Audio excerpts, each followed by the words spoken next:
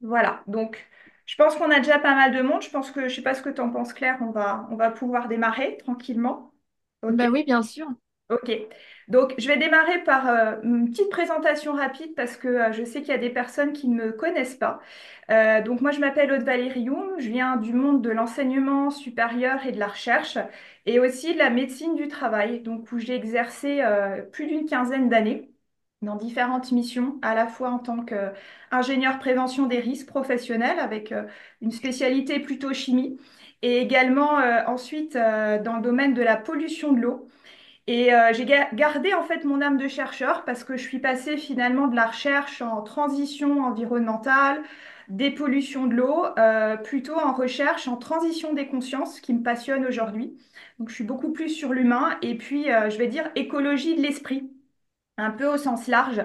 Donc aujourd'hui, moi j'accompagne, alors en particulier, mais pas que, hein, des profils qui sont au potentiel hypersensibles. Donc je les accompagne en fait à déployer tous les potentiels, que ce soit à la fois sur le plan personnel, mais aussi sur le plan professionnel, pour mieux vivre en fait sa sensibilité et développer son intelligence émotionnelle. Donc moi j'ai créé mon entreprise en 2018 dans ce domaine-là. Et donc, dans mes outils, alors j'en ai plein. Sur l'aspect plutôt personnel, je suis praticienne en hypnose, je suis formée aussi à la programmation neurolinguistique et il y a également des outils de coaching. Et sur l'aspect professionnel, bah, je suis aussi habilitée pour faire des bilans de compétences, donc spécialisée notamment pour les profils au potentiel et hypersensibles. Je pense qu'on aura peut-être l'occasion aussi d'y revenir au travers de la présentation de Claire. Voilà. Alors, ce qui m'anime aussi, et c'était la raison d'être au début de ma création de ma chaîne en fait YouTube, c'était en fait le fait, enfin le constat. Je suis partie du constat que sur les hauts potentiels, sur les zébrés, il y a beaucoup de choses où on lit un peu, bah, finalement que c'est des profils qui sont dépressifs, qui sont anxieux.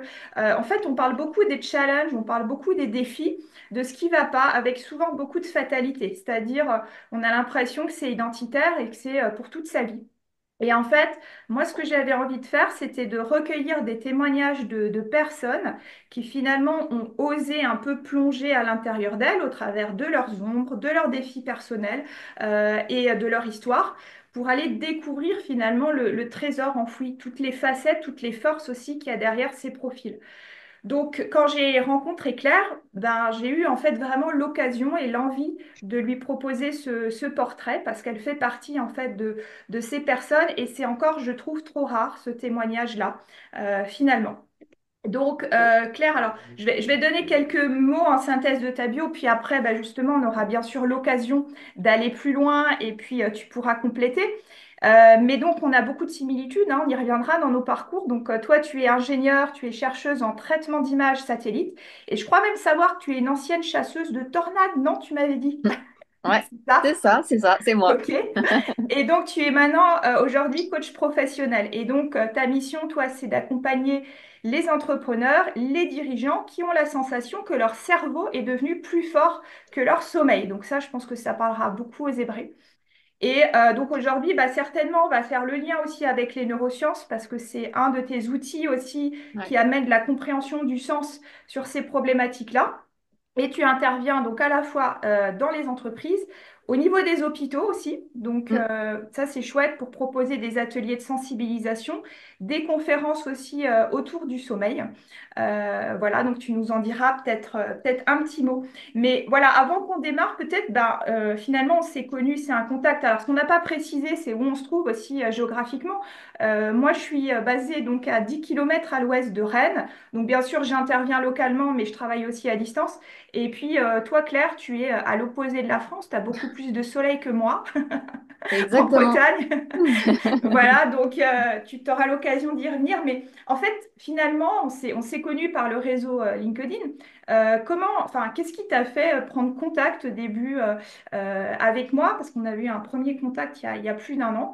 Ouais. Comment on en est arrivé là, finalement, à proposer aujourd'hui ce Webidège?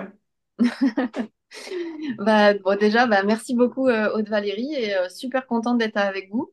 Je suis très, très touchée, très honorée, et puis en même temps, c'est déstabilisant, quoi, de se dire qu'on a tous un peu ces problématiques. En tout cas, moi, je croyais à l'époque que j'étais juste bizarre dans mon coin. Mais non, en fait, il y en a plein d'autres des bizarres comme moi et c'est cool. Ouais, ben, donc moi, je suis à l'autre bout de la France. Je suis entre Cannes, Antibes, tout ça. Donc oui, moi, j'ai du soleil. Nanana.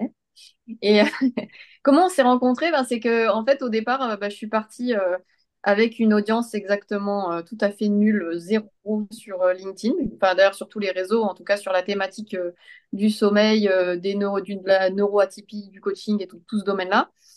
Et en fait, à un moment donné, bah, j'ai fait mes recherches. Je voulais avoir des profils, justement, qui faisaient écho. Puis même moi, avec mon parcours hyper, en tout cas, ce que je croyais hyper atypique, je me suis dit, mais comment je vais parler de tout ça sur les réseaux? Mais comment, où je me positionne? Comment je parle de ça? Et en fait, je suis tombée sur Aude Valérie. Et c'est vrai que donc j'ai cherché au potentiel, neuroatypique. J'ai cherché voilà, tout ce genre de personnes. Et j'arrive sur Aude Valérie, puis je vois le parcours avec bah, justement tout parcours hyper scientifique, hyper technique, et puis ce virage de vie vers la personne, qui était quand même, au départ, on n'était quand même pas forcément prédestiné à ça. Et bah, c'est vrai que ça fait écho, c'est rigolo, puis c'est aussi un partage, en tout cas, que je souhaitais faire aujourd'hui, c'est voilà, j'ai 45 ans, moi je suis pas forcément née avec les réseaux sociaux dans les mains, donc c'était pas forcément mon monde, et puis j'étais une gentille petite salariée avec, bah là, je montais des projets européens toute seule dans mon bureau avec mes quelques collègues. Et puis ben, après, bah, voilà, de se dire, bah ouais, faut parler sur les réseaux, faut échanger. Et en fait, ce qui est extra, c'est de pouvoir se dire comme ça, du jour au lendemain, en un instant, tu connectes à une personne qui est peut-être à l'autre bout de la France ou à l'autre bout de la planète, mais qui te ressemble tellement, en fait. Tu te dis, mais pourquoi je suis entourée de gens aussi différents alors que, en fait, je peux arriver à choper quelqu'un, en fait, on dirait qu'on s'est toujours connu. Parce qu'on parle des mêmes choses, quand je parle, elle comprend, et inversement, on a comme une langue en fait qu'on partage. On peut parler à une vitesse aussi rapide, etc. Parce que souvent, en fait, on aura tendance à ralentir pour donner nos idées les unes après les autres, ou de manière générale. Et là, c'est vrai de se dire, ah bah tiens, avec toi, je peux parler, ah c'est rigolo, toi aussi tu parles vite. Un truc. Donc c'est très marrant. Et donc c'est comme ça qu'on s'est rencontrés au départ. C'est vraiment par une recherche totalement au hasard et en se disant, oh mais toi aussi t'es comme ça. Voilà.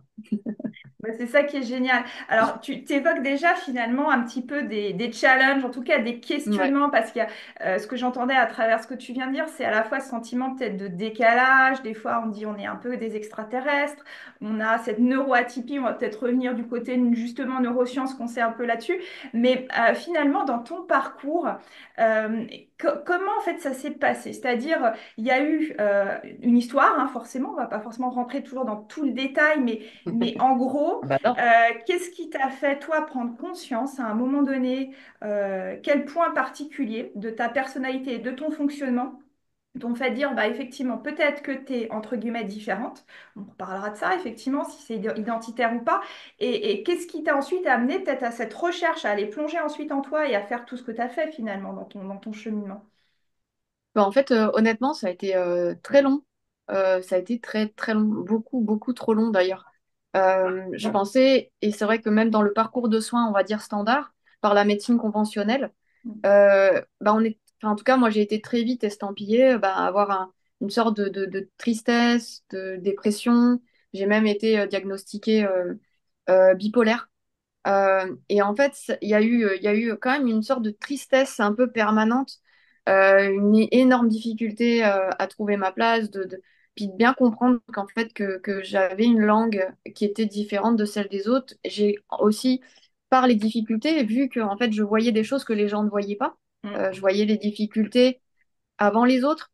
Et en fait, quand je les soulevais et que je prouvais par A plus B qu'ils étaient là, les problèmes, je voyais la réticence aussi de l'entourage. Donc ça me renvoyait d'autant plus. Pourtant, je savais que j'ai raison et je sentais la réticence en fait de l'environnement. Et, euh, et en fait, ce mal-être petit à petit, bon, moi, c'est cristallisé donc sur le sommeil, hein, l'insomnie. Donc j'étais insomniaque chronique sévère pendant près de... Claire va revenir. Elle a deux sessions d'ouvert, donc là, je pense que son téléphone, peut-être que c'est la batterie, des fois. Pourtant, on a une bonne charge hein, mentale quand même, les HP. J'ai Ah voilà. l'impression que j'ai le téléphone qui a sauté. Ah bah Excusez-moi. voilà, je parlais Vous justement des fois m'entendez? qu'il y a des surcharges. Ouais, c'est Ouais, on ça. t'entend Non, bien, parfait, nickel. Ouais, ouais. ouais, je suis désolée. D'ailleurs, oui, j'ai pas spécifié. Donc, vous aviez deux écrans, c'est parce qu'en fait, on s'est rendu compte que finalement, sur le téléphone, ça passait mieux. mais je laissais l'ordi au cas où je voulais faire un partage d'écran. Parce que j'ai quelques supports aussi qui, en tout cas, moi, que j'utilise dans les accompagnements pour les personnes justement qui ont des profils neuroatypiques. Et, euh, et si à un moment donné, dans les échanges, dans les questions ou quoi, je sens que c'est quelque chose qui peut vous être utile ou apporter un plus, je voulais garder en fait ma présence sur l'ordi. Mais ma connexion, je sens elle est un peu légère. Donc je vais essayer de me reconnecter avec le téléphone s'il veut bien, bien sûr. Parce que c'est toujours très, très dépendant de, voilà, de la... Donc il va falloir que Valérie, tu me réacceptes à C'est nouveau, s'il ça, te plaît. c'est les aléas du direct. Bah écoute, ça vient d'être fait en Exactement. principe, Donc, donc je pense que tu peux te connecter. normalement, ça devrait... Ouais. On a juste les petites Nico. interférences du micro, voilà, l'écho, ouais, je pense qu'il a coupé. Et voilà, c'est bon. Tu m'as? Ouais, c'est bon, parfait. En tout cas pour moi, oui, c'est bon, je pense que pour les autres aussi. Mais sauf qu'il veut pas se tourner, c'est ça?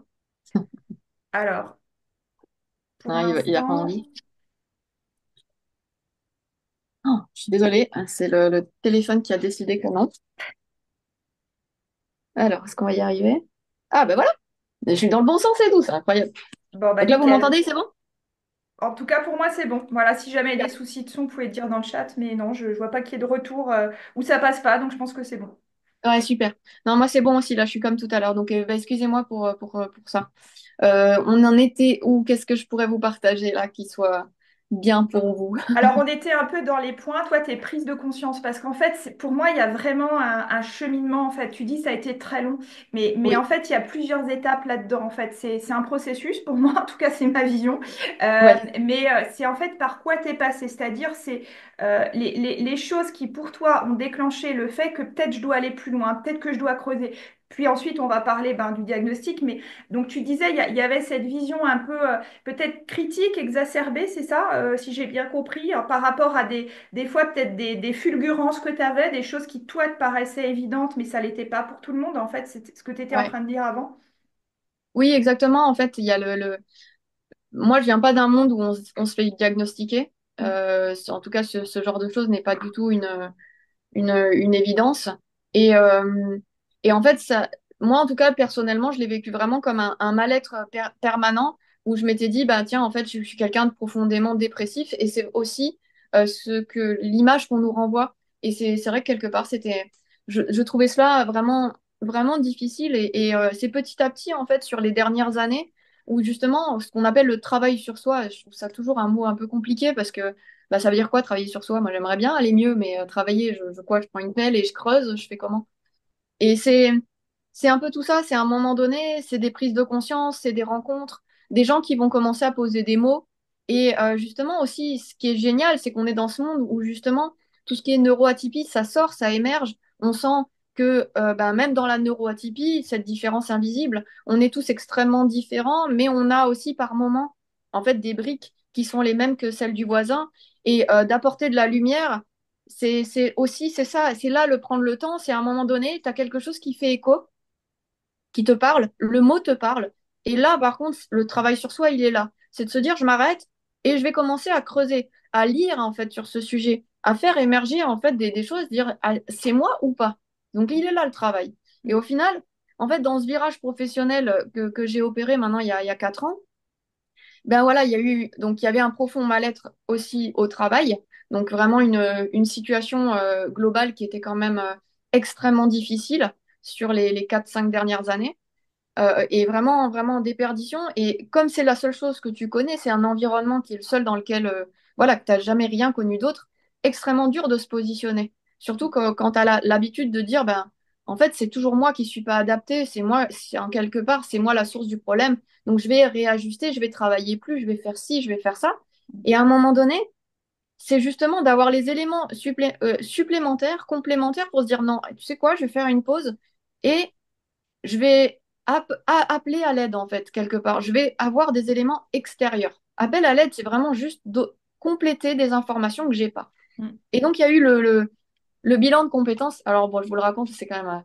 Enfin, en tout cas, j'ai trouvé ça assez rigolo. Donc, il y a un bilan de compétences que moi j'aime bien, c'est un gros travail en deux phases. Il y a d'abord, on est à un temps T et on regarde le passé. On fait la liste des réalisations, des compétences, oui, etc. Et à un moment donné, il y a entre guillemets, une rupture, un peu au centre du bilan, et on va commencer à regarder l'avenir pour voir comment mobiliser toutes ces connaissances, ces compétences au service de quelque chose qui serait peut-être davantage aligné avec les valeurs développées, vu qu'il y a un inconfort dans le quotidien. Un bilan de compétences, on ne le fait pas juste comme ça, c'est souvent parce que on se questionne et on cherche des réponses à notre questionnement.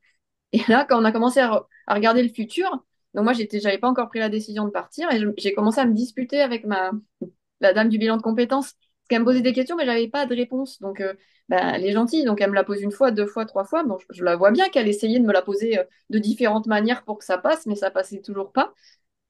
Et en fait, là, moi, j'avais commencé à lire des bouquins justement sur de Christelle Petit-Colin, de Kermandek, etc. Donc sur justement l'adulte surdoué, tout ce qui est au potentiel, etc. Et en fait, j'ai eu vraiment ça m'a énormément challengé. C'est venu gratter des choses au fond de moi qui étaient très profondément ancrées, que j'avais bien étouffées. Et là, on s'arrête en plein milieu du bilan et elle me dit, mais va te faire diagnostiquer. Et en fait, ça m'a fait rire parce que c'était tellement violent et en même temps tellement vrai. Donc en Ouais. fait, on a fait une pause pendant un mois ou deux. Je suis allée me faire diagnostiquer. Et en fait, ce moment du diagnostic, ça a été. Enfin, je sais je parle beaucoup avec des gens qui ont eu ce parcours-là. Il y a des gens, ils refusent le diagnostic pour d'excellentes raisons, hein. Il y en a qui vont au diagnostic comme ça en disant bah c'est chouette, j'aurai une info de plus. Moi, j'y suis allée. La nana, elle m'a dit, j'ai jamais vu quelqu'un d'aussi stressé pour passer ce test. Et en fait, mais c'est vrai, j'étais couverte de transpiration et je tremblais et tout ça. Et elle me dit, mais pourquoi vous vous mettez dans cet état-là? Mais je lui dis, mais vous imaginez, si je sors et que j'ai pas un bon score, je serais juste bizarre. J'ai eu ce sentiment bizarre toute ma vie. Moi, je veux au moins venir avec l'étiquette au potentiel, tu vois. Dans au potentiel, il y a haut et il y a potentiel. Je me dis, putain, je vais peut-être en faire quelque chose. Et donc, j'étais là en train de trembler. Enfin, ça a été vraiment super intense. Et après, quand je suis sortie avec ma note, bon, en plus, voilà, en ayant fait plein d'études, tout ça, moi, les études, j'avais besoin de toujours performer, toujours être la meilleure, toujours plus, plus, plus. Je sors avec ma note, et là, ça a été le choc, parce que la note était tellement haute.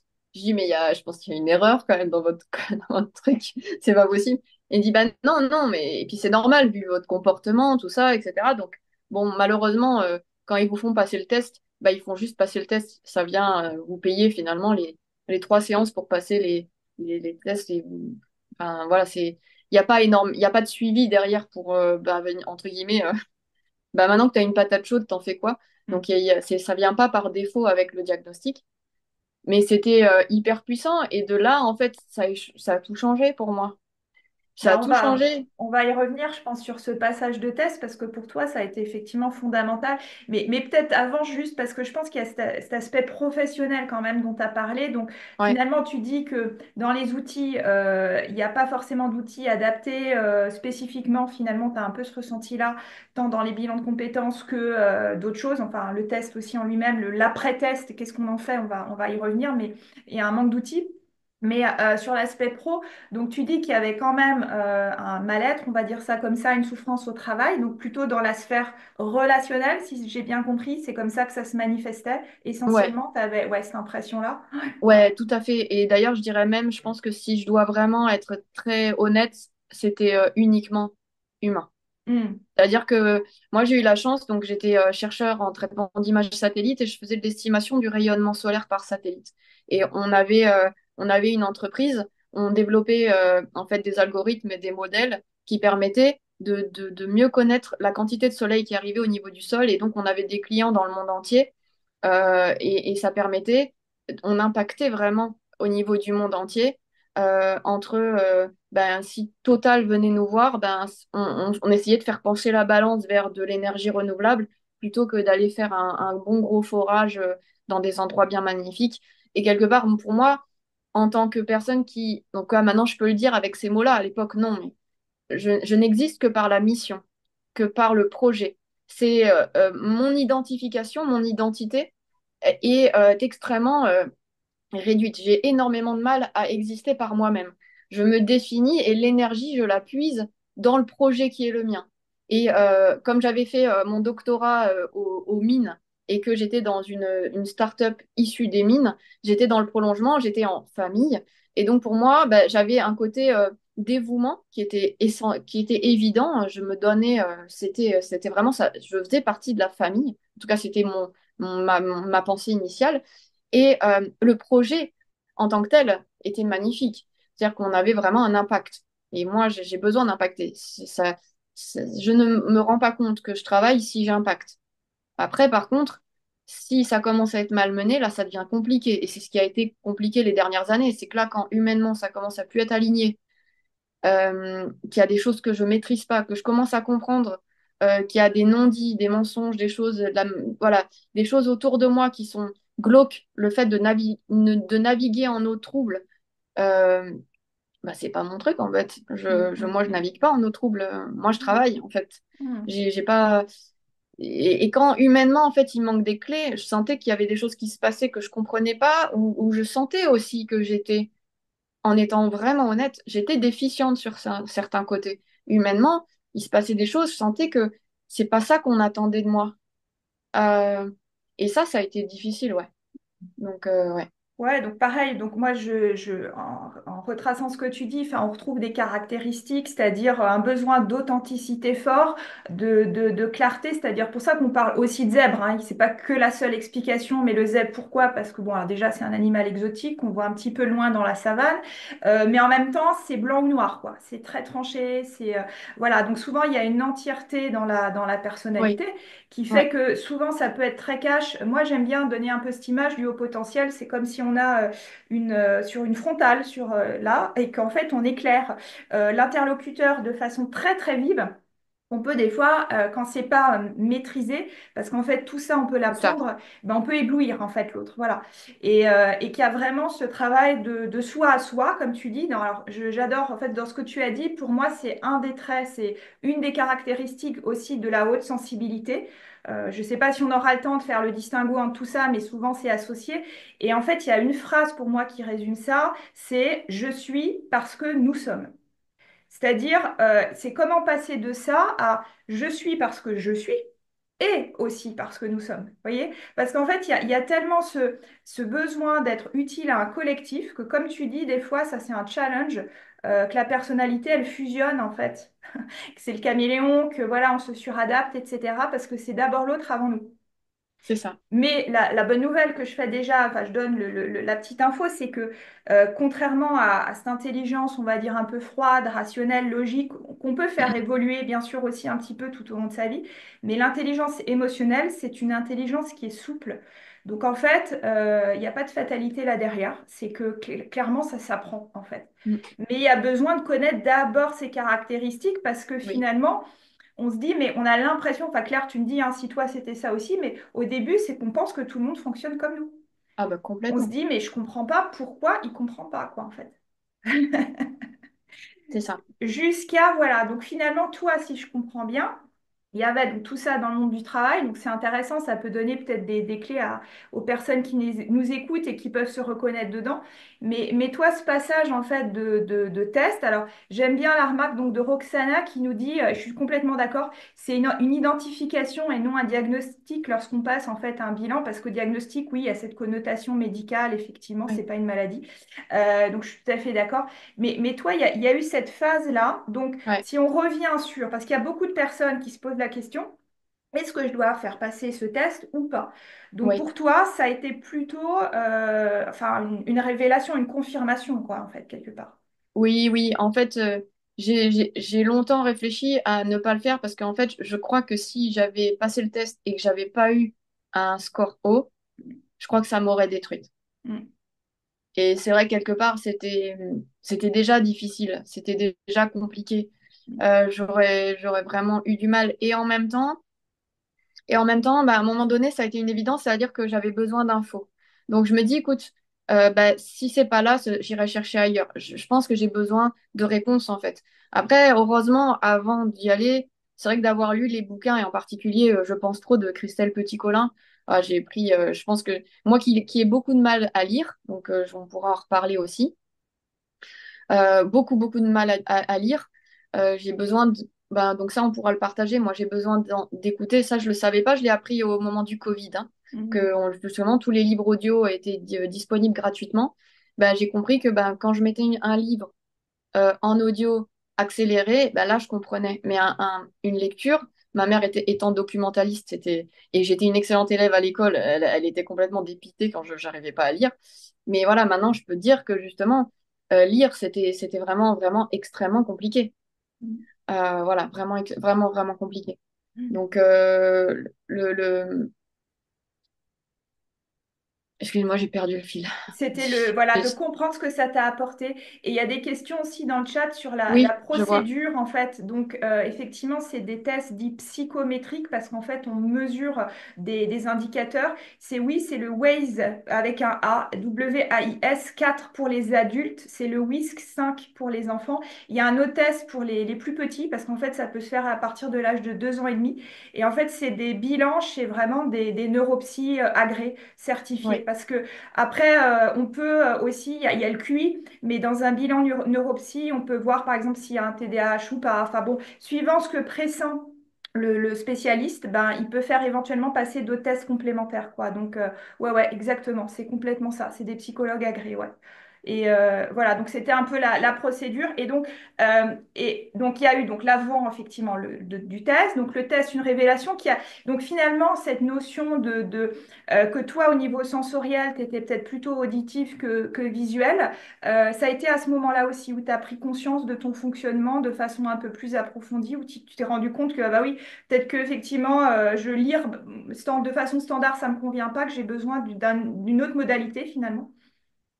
Oui, tout à fait. En fait, il y a eu énormément de choses et comme tu vois, juste en off avant quand on discutait, c'est extrêmement compliqué de dire, bah voilà, il s'est passé ça à telle date et ça a tout changé. Bien sûr que c'est un processus et que petit à petit, et j'en apprends encore chaque jour.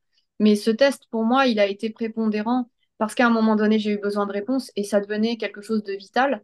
Donc, en partage, parce que bon, on est entre nous, mais je me suis retrouvée quand même avec un mental qui était tellement fort que j'entendais pas les appels au secours de mon corps et je me suis retrouvée donc avec une tumeur dans le sein et des hernies discales alors que je n'avais ni antécédents familiaux ni accident.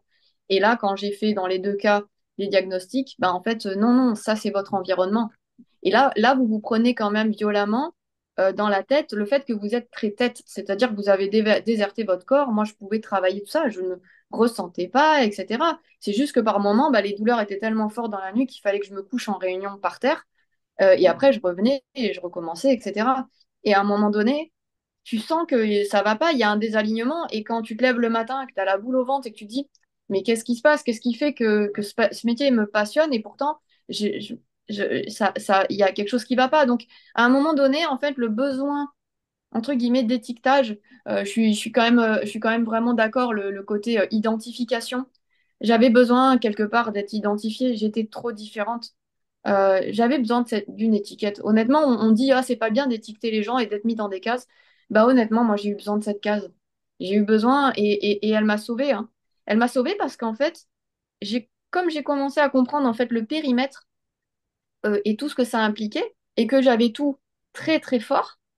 Et je me suis dit, ah, mais en fait, c'est comme ça que ça marche. Ah, mais c'est comme ça. Et petit à petit, bah, ah, c'est comme ça qu'on interagit avec les gens. Ah, c'est comme pour ça que l'autre a réagi de cette manière-là, de manière aussi violente, de manière aussi épidermique. Et j'irais même plus loin. Euh, je me sentais peut-être mal dans ma peau, dans un environnement. J'aurais pu, en tout cas à l'époque, sortir le terme, j'ai été harcelée, on m'a menti, on m'a manipulé. Avec le recul, aujourd'hui, je peux très clairement l'assumer. Je pense que j'ai été, jusqu'à cette prise de conscience, j'ai été et aussi, sans le vouloir, sans intention, j'ai été toxique pour mon environnement. Ça, c'est extrêmement important. Parce que, comme tu disais, là, on parlait d'impacter. J'aimais bien ton terme que tu employais d'impacter. Nous, notre but, c'est d'impacter. Mais à quel prix? Je veux dire, si c'est au prix de faire du mal autour de nous, si c'est au prix ben, de nous, de perdre en crédibilité, c'est au prix d'eux, etc. Impacter, quand on est avec ce type de profil, il faut impacter en connaissance de cause, c'est-à-dire en connaissance des ressources qui sont les nôtres et de nos, également, comme on dit souvent, des challenges, des limites, etc. Et de faire avec. C'est-à-dire que ça devient un atout. Moi, j'ai été toxique parce que je prenais les problèmes parce que moi, je les voyais venir. Et je me retrouvais dans le bureau de mon N plus je ne sais pas quoi. Et, bah, et pourtant, il m'appréciait, on s'appréciait, on se faisait confiance, etc. Et je venais de manière rationnelle, je lui montrais par A plus B, regarde, il y a ça, ça, ça, ça. En face, je mettais bah, en gros les objectifs, les ressources. Et de toute façon, c'était évident, ça ne passe pas. D'accord? Mais là où j'ai eu tort, et c'est vrai que j'avais 100% tort, et c'est aussi pour ça que malheureusement, en termes de réseau derrière, ben, ça a été compliqué pour moi. Et aujourd'hui, je réécrirai pas l'histoire, mais aujourd'hui, je pense que si je devais le revivre, je le revivrais totalement différemment. Euh, c'est d'utiliser notre intelligence pour étudier le cadre, l'environnement dans lequel on est, pour savoir comment impacter. Parce qu'à ce moment-là, je n'étais pas juste. La personne en face de moi, elle avait des challenges, elle avait politique. En plus, elle était assez haut dans l'entreprise, donc politiquement, il y avait des choses que je maîtrisais pas. Il y avait des choses qu'elle n'était pas prête à entendre, et il y avait des enjeux auxquels je n'étais pas impliquée, etc. Et à un moment donné, bien sûr qu'il y avait des mensonges, il y avait aussi des choses qui n'étaient pas forcément très fun et très funky. Mais à un moment donné, c'est que tu ne peux pas impacter à tout prix. Mm. Parce qu'à un moment donné, tu vas te le prendre dans la tête. Et là, à ce moment-là, je reconnais, moi, j'ai été toxique. J'ai été toxique. Et pourtant, enfin, pour les gens qui me connaissent, hein, je sais pas s'il y a vraiment des gens qui me connaissent de près, de base, en termes d'intention, je suis la personne la plus bisounours qui existe au fond de moi. Parce que j'ai aussi cette naïveté, ce côté très enfant, ce côté joueur, ce côté foufou. Voilà, j'ai ce côté-là. Jamais je viendrai pour être nuisible. Mais je l'ai été, Mm. quelque part. Je l'ai Ouais. été. Mais ça, c'est énorme hein, ce que tu dis, c'est-à-dire que dans ce parcours, il y a toute cette remise en question. C'est en fait, alors ce que tu évoques, alors cette notion de toxicité, alors là, c'est mon côté chimiste.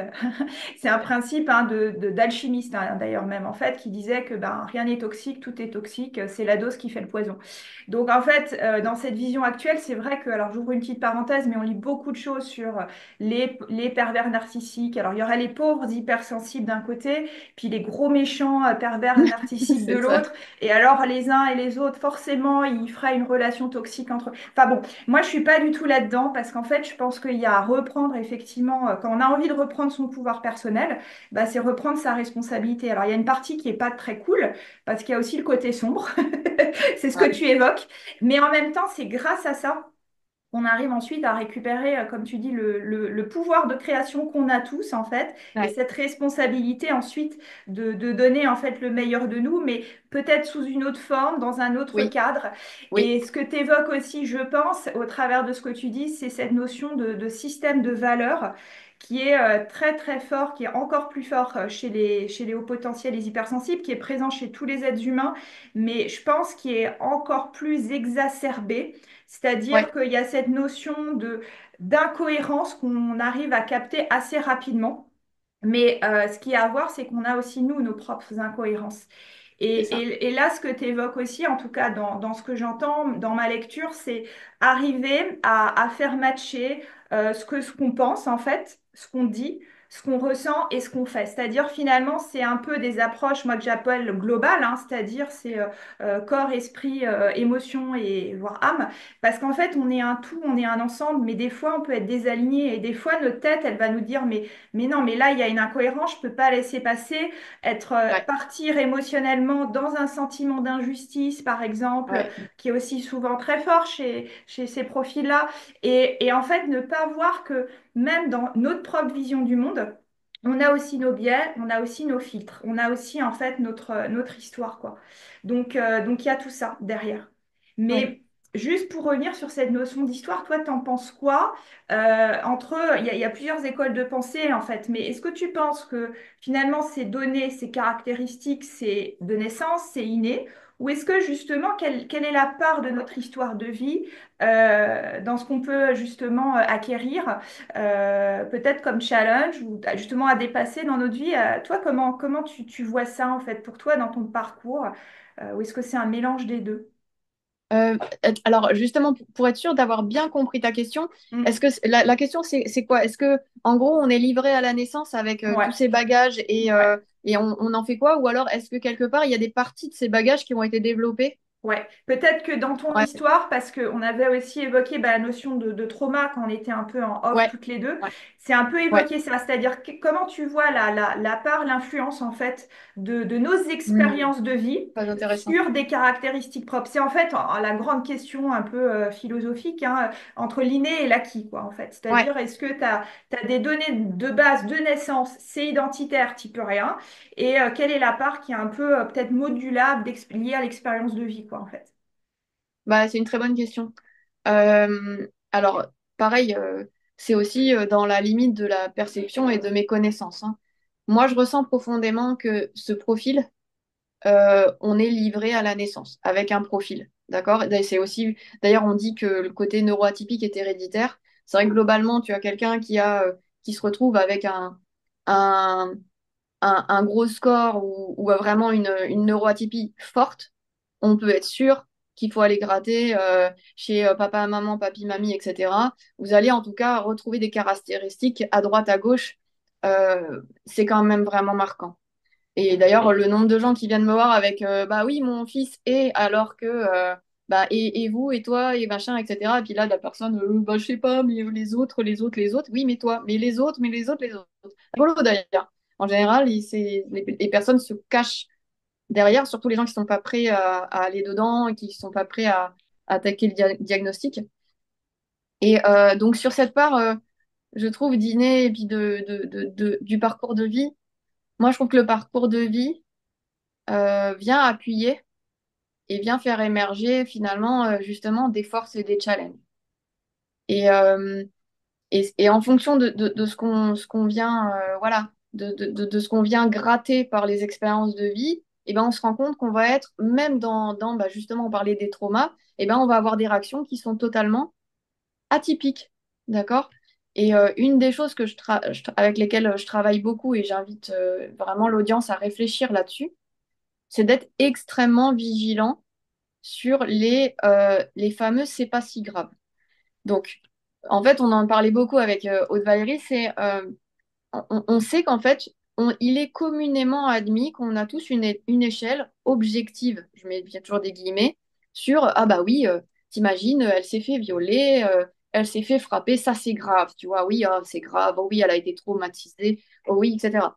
Donc ça veut dire quoi? Ça veut dire que la personne, elle a vécu quelque chose en effet de difficile, et l'entourage, l'environnement le reconnaît comme tel. Donc déjà, il y a un reflet, en effet, tu as vécu quelque chose de terrible, waouh, je le reconnais.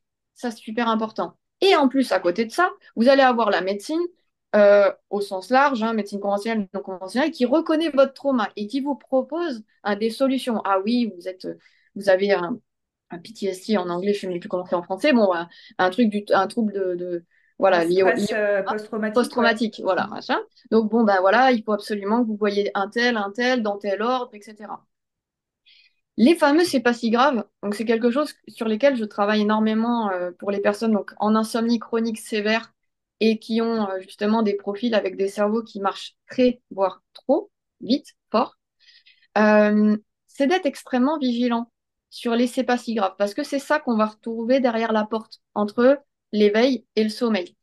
Je m'explique, c'est-à-dire que comme on a des cerveaux qui sont très forts, très développés, on va avoir tendance, neurologiquement, on a créé des raccourcis pour que lorsque l'on a une difficulté, un souci, on remonte dans la tête. On devient en fait finalement très tête.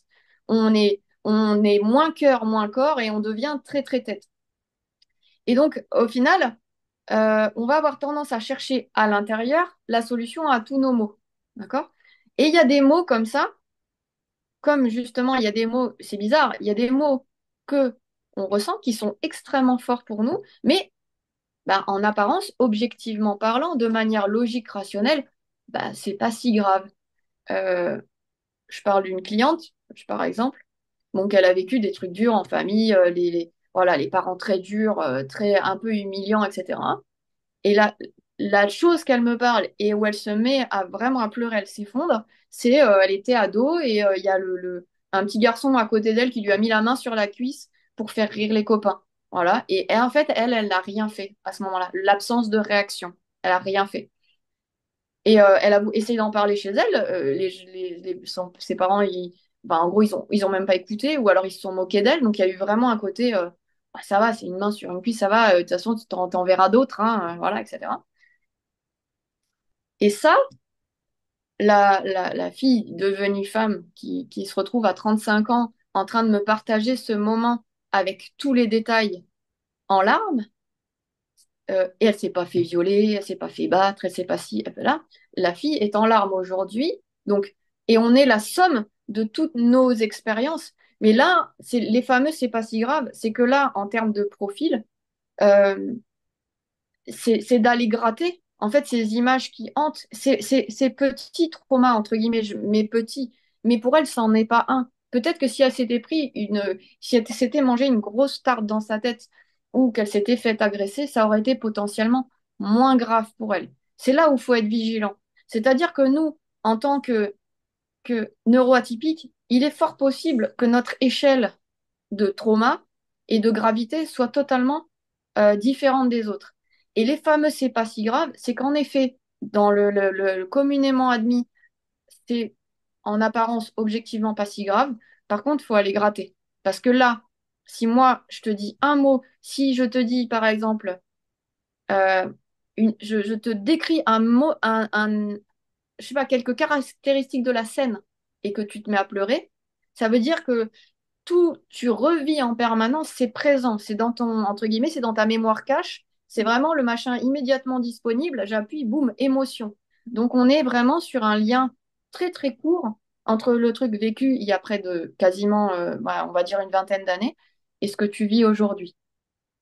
Et Voilà. oui, et complètement. Et j'apprécie beaucoup enfin, cette notion d'échelle parce que le seuil de perception, une émotion, en fait, c'est d'abord une sensation physique, en fait, qu'on capte à travers notre environnement par justement tout notre système sensoriel, la vue, l'ouïe, le toucher, etc.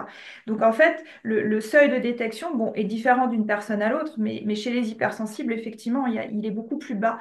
On est beaucoup plus sensible aux stimuli, justement. Alors, on a des fois les cinq sens exacerbés, des fois ça peut être juste un, ça dépend. Hein. Heureusement, on n'a pas tous on n'est pas le même moule, mais en fait, il y a ces caractéristiques-là.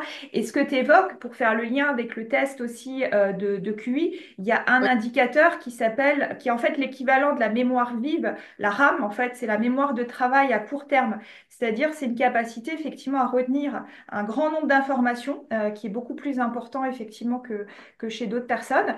Donc, je pense que là, effectivement, il y a une charge émotionnelle qui est encore vive, ouais, qui est encore active, et que bah, par un mot, il y a un déclencheur externe, et puis ça revient, quoi, en fait. Donc, ouais, tout à fait. Et pour rebondir là-dessus, oui, c'est ça, c'est que d'ailleurs, vous aurez, enfin, je ne sais pas si vous, ça vous parle, la chère audience, c'est aussi que il y a des moments où vous allez avoir potentiellement des problèmes de mémoire. C'est-à-dire, il y a des trucs pourtant tellement importants que vous allez complètement oublier. Et en fait, chez nous, un truc qui est quand même surdéveloppé, c'est qu'on va avoir à un moment donné quand même une fâcheuse propension à se souvenir de trucs qui sont en apparence, en tout cas, totalement anodines et sans intérêt. Quelque chose je sais pas, une musique, des paroles de musique, etc. Alors que finalement, les dernières vacances, etc., qui étaient ci, ça, ben, vous galérez à vous souvenir. Et ça, en fait, c'est vrai que ça rejoint exactement ce que dit Aude Valérie, c'est le côté notre cerveau, il va capter, il va conserver dans cette fameuse mémoire RAM des choses qui, bah, rationnellement, de manière tout à fait logique, c'est très bizarre ce qu'il garde.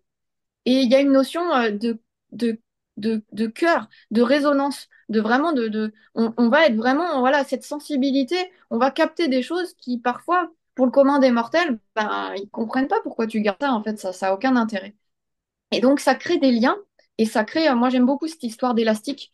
Quand la personne, elle vient à un instant T, elle vient avec toutes ses problématiques, etc. Et il y a des moments, eh ben, il y a une scène, une lumière, une musique, un machin, une parole, quelque chose. La personne, d'un seul coup, il y a une émotion qui vient, mais c'est vraiment le côté, clang, je viens tirer sur l'élastique d'un fait passé qui vient évoquer, qui vient rebondir, qui vient résonner.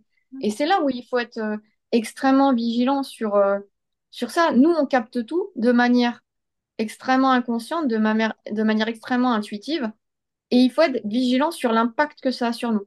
un partage juste comme ça, je saute que du coq à l'âne, mais comme on est entre nous, je sais que je peux me le permettre. C'est aussi, moi personnellement, je fais attention aux musiques que j'écoute. Il y a beaucoup de gens dans mon entourage, bon, en plus je fais beaucoup de danse latine, etc. Il y a beaucoup de gens dans mon entourage qui, bah, comme beaucoup, hein, ouais, on écoute la musique, c'est génial, on danse tout ça. Moi, j'ai compris, en tout cas dans ce process-là, de découverte de côté neuroatypique, qu'il fallait que je sois extrêmement vigilante. Et aujourd'hui, j'écoute très peu de musique, très très peu, parce qu'en fait, je l'avais pas compris. Moi, je croyais que tout le monde était pareil. Moi, il y a des musiques, je peux être là, bien enjouée, j'ai une super nouvelle. J'écoute une musique, il peut y avoir trois notes. Je me fais submerger par un truc, pourtant anodin, c'est pas logique, c'est ci, c'est là, et ça me met ou au 36e dessous, ou au contraire dans une euphorie qui est complètement disproportionnée par rapport au moment. Et donc, ce n'est pas adapté. Et là, moi, je suis pas OK. Et donc maintenant, ce qui est chouette, c'est que maintenant, je peux le choisir, j'en ai conscience. C'est pas le moment de ressentir ça, c'est pas le moment de vivre ça. Je me connais, je m'accepte, je m'aime pour ce que je suis. Et j'adore la musique, j'adore danser, j'adore tout ce que vous voulez. Par contre, c'est pas le moment. Et là, je sais il y a des choses que je ne peux pas retenir. Et plutôt que d'essayer d'aller à l'encontre et de faire comme, etc., ben non.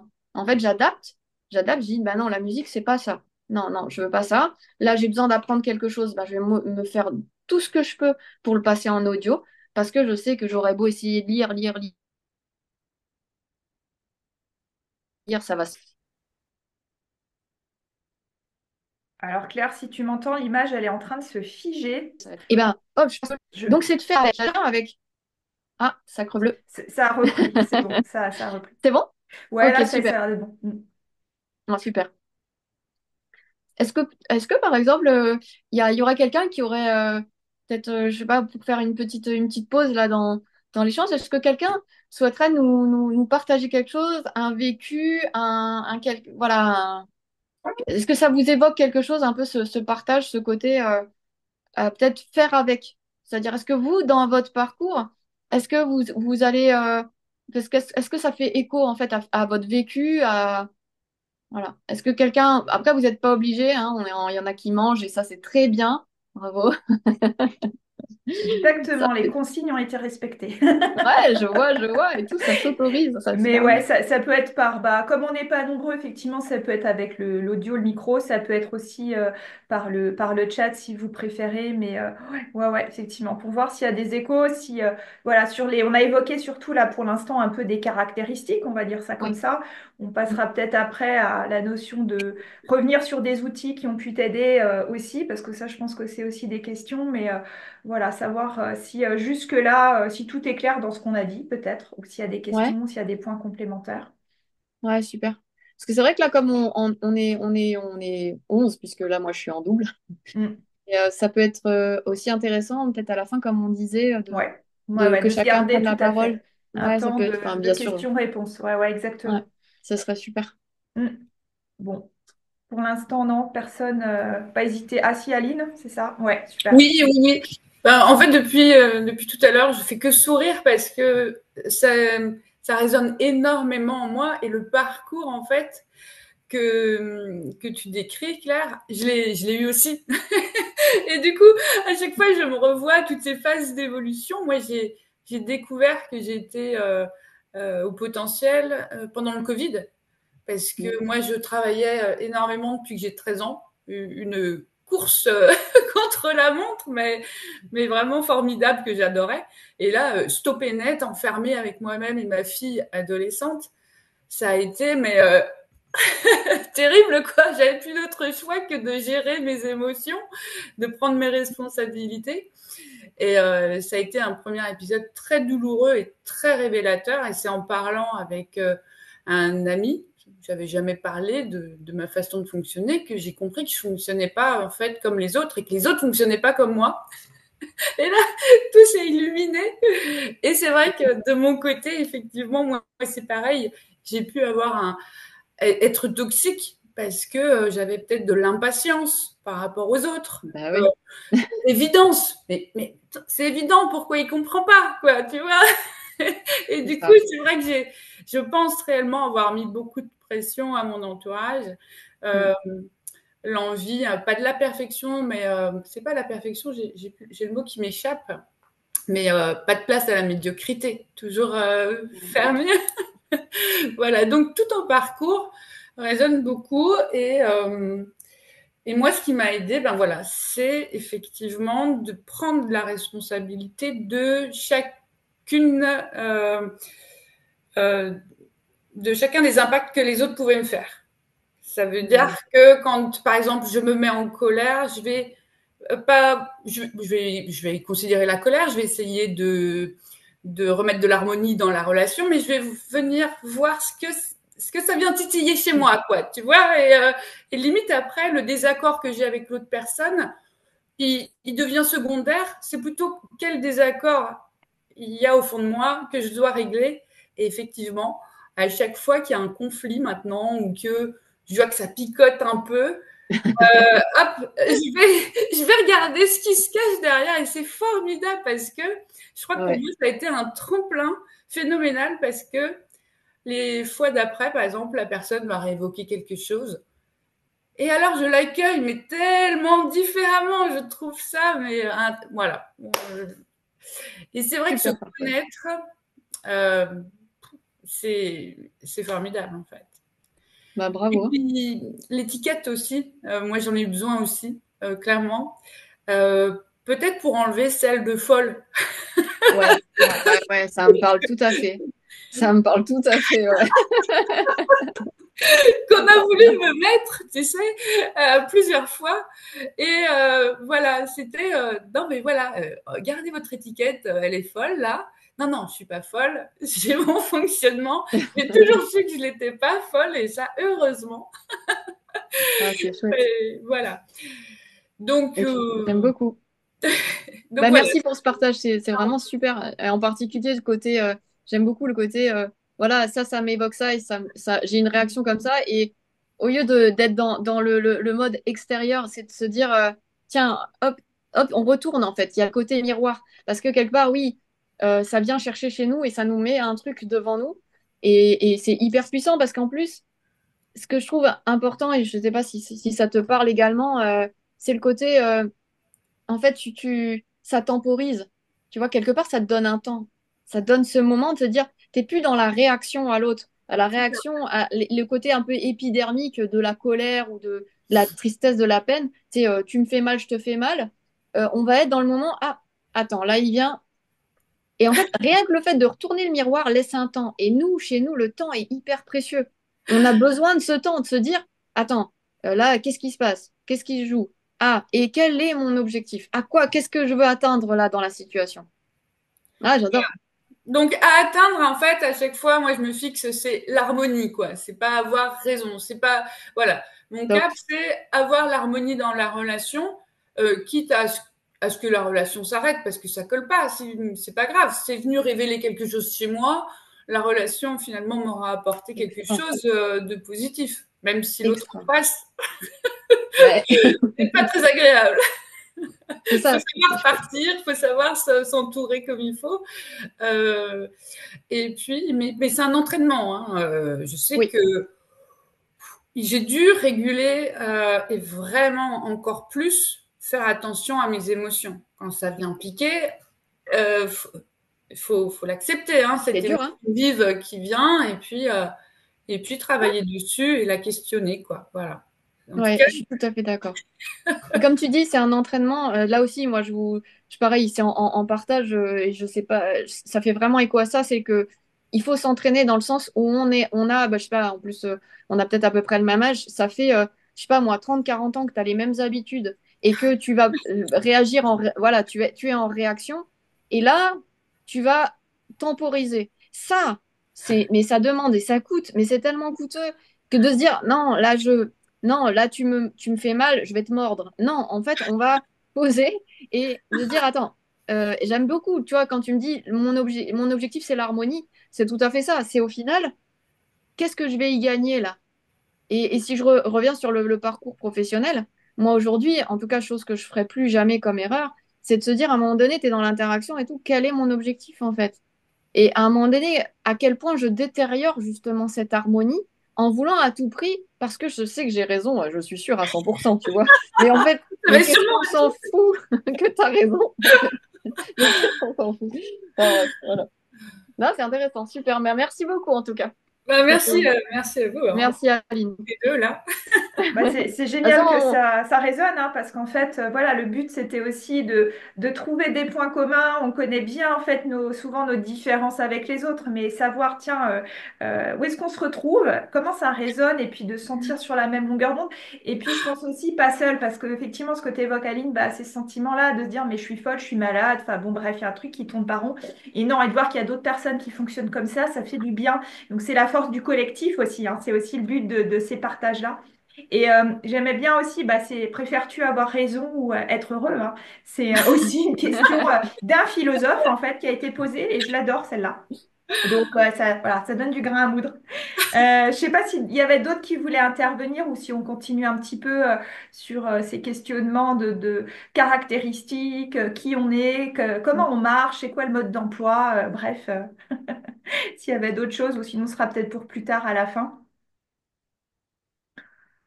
Euh, Alors, j'ai une question de Florence. Alors, comment maîtriser le mental? Quelle technique? En entretien, on me dit que mon esprit part dans tous les sens. Alors oui, je pense que on peut ouvrir maintenant si tu as envie, Claire. Ben, c'est un ouais, petit peu que tu nous partages. Alors toi, peut-être les outils que tu as ouais. expérimentés sur ton parcours.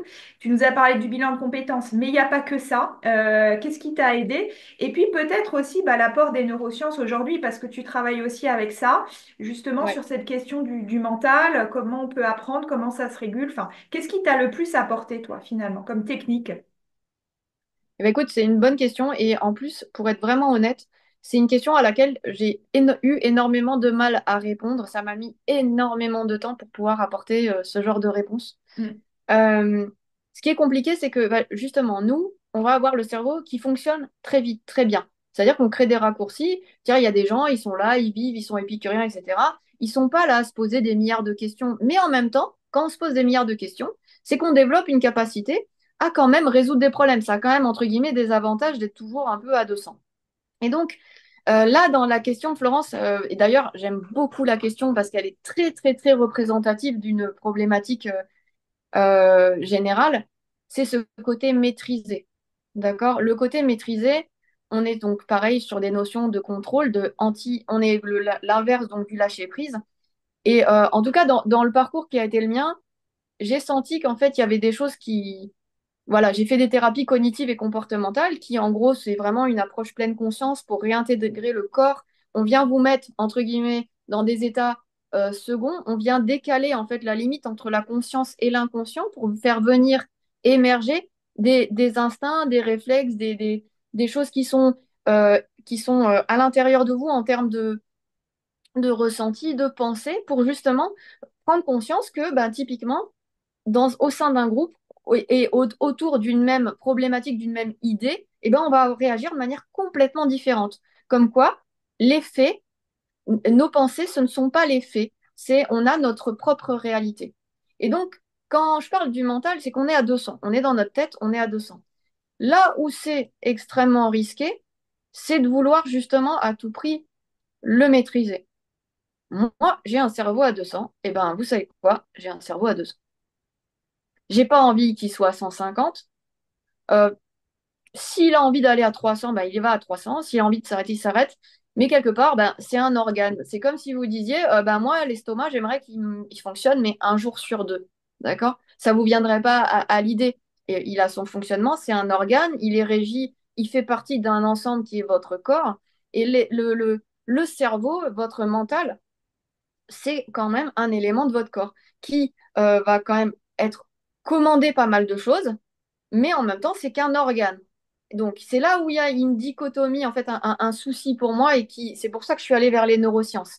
C'est qu'à un moment donné, à force d'être dans notre tête, bah, il prend de plus en plus de place. Il vient en fait aux commandes.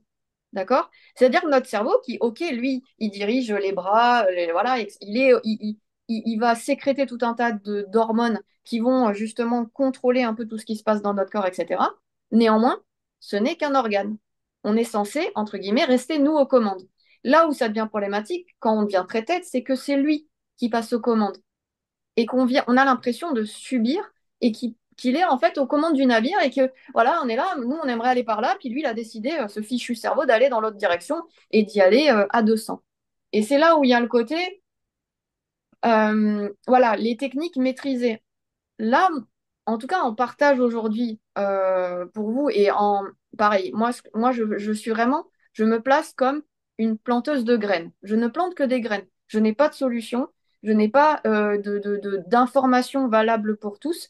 Ce sont que des connaissances et vous allez pouvoir, si vous le souhaitez, comme on dit, le faire ou pas. C'est dans les thérapies cognitives, il y a vraiment cette approche de il va se passer ça ou pas, de pouvoir les faire pousser. Et donc, ce qui se passe, c'est que vous êtes très tête. Vous êtes très tête. L'environnement, il a été, entre guillemets, vécu parfois comme hostile parce que vous avez été obligé de vous suradapter, etc. Donc, vous avez eu tendance à vous renfermer, à trouver des solutions chez vous. Votre cerveau est devenu de plus en plus fort, il s'est musclé. Vous avez développé, en fait, des raccourcis, des biais, des croyances, tout ça qui vont justement vous montrer, vous prouver que ben, finalement, être à l'intérieur dans votre tête, ben, c'est un endroit sécure et on va trouver les solutions à l'intérieur. Et c'est là où ça devient complexe. Parce qu'on sait très bien qu'on n'a pas, nous, les solutions en interne. On a ce cerveau, il est à 200, il n'est pas stupide, ce cerveau. Il sait qu'il nous manque des choses. Il sait que ben, on commence à somatiser. Il comprend, il perçoit des choses. Mais c'est pas pour ça qu'il lâche les commandes du navire.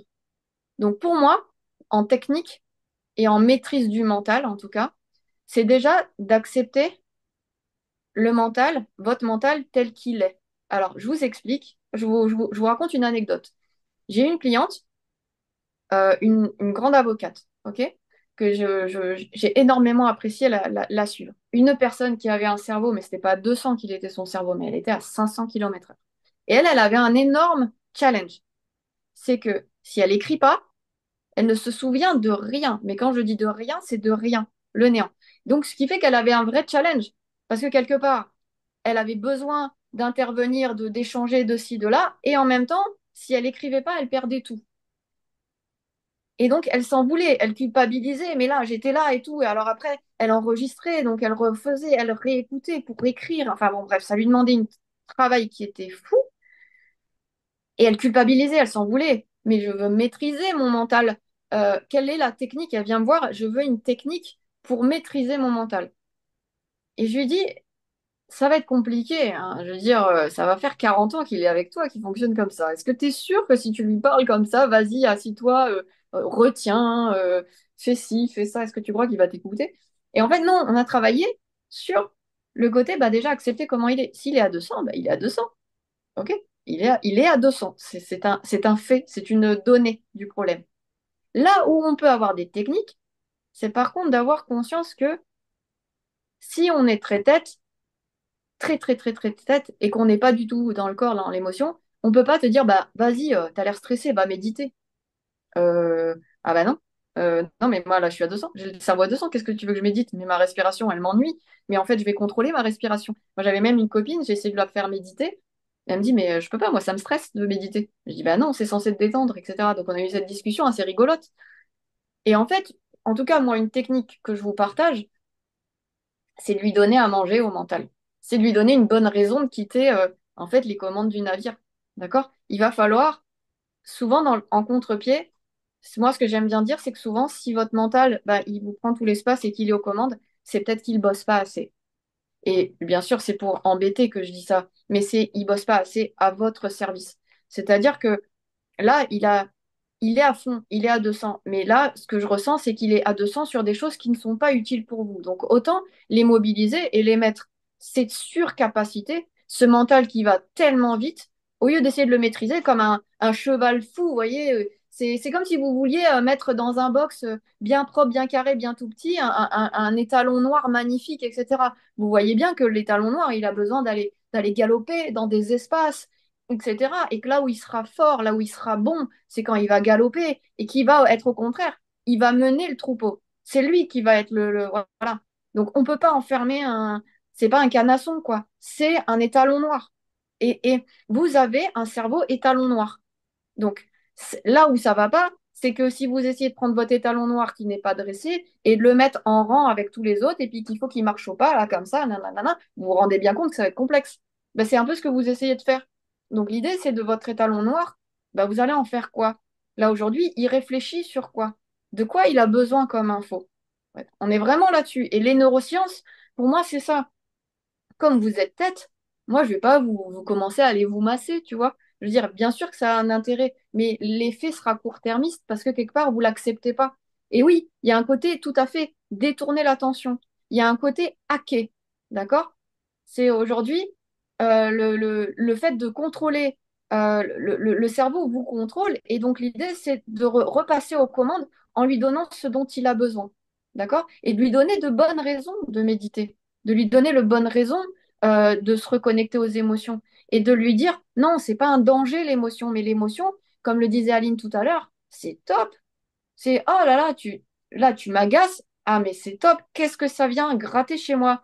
Qu'est-ce qui tu vois ou putain, et genre, ça m'énerve et tout ça. Ah bah oui, en fait quelque part. Ah oui, je suis un peu jalouse. Elle a réussi à faire ça. Moi, j'y arrive pas encore. Voilà, etc.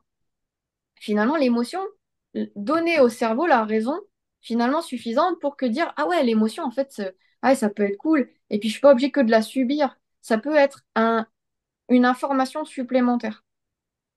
Je veux bien avoir votre ressenti, votre retour, votre idée par rapport à ça. Qu'est-ce que t'en penses, toi? Alors justement, bah, c'est bien parce que je rebondis aussi en partie sur le dernier commentaire de Fiona. Je suis d'accord avec toi. Après, je nuancerais peut-être certaines choses. Effectivement, je pense que le mental, je suis tout à fait d'accord. Le but, c'est pas de s'en faire un ennemi. C'est une partie de nous qui a toute son utilité. Donc vouloir le dompter, j'adore ton image de cheval fou. C'est sauvage, je vais dire ça comme ça plutôt. Ouais. C'est euh, c'est vraiment, c'est tout à fait ça. Donc il y a toute une partie pour moi d'accueil, vraiment, à se dire, bah, effectivement, j'ai un mode de fonctionnement particulier, je cherche pas justement à être comme les autres.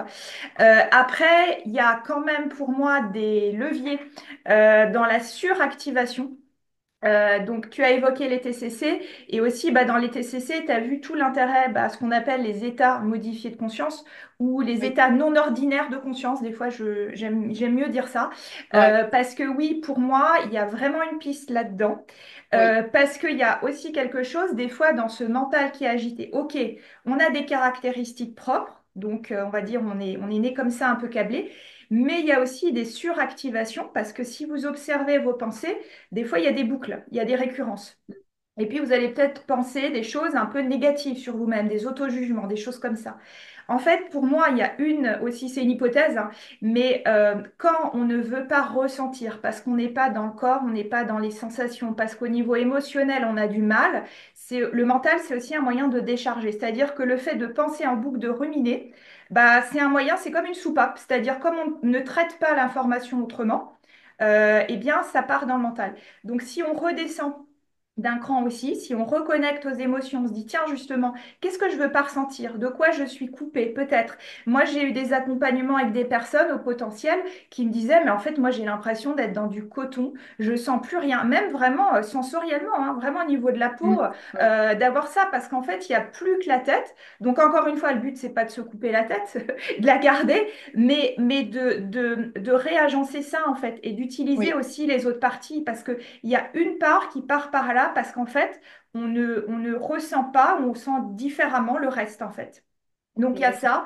Donc pour moi, il y a un travail aussi sur les émotions. C'est-à-dire que quand on travaille sur les émotions, on joue aussi sur le mental. Et c'est relié au corps aussi. Enfin, voilà, Oui, c'est beaucoup plus tout complexe à que fait. ça.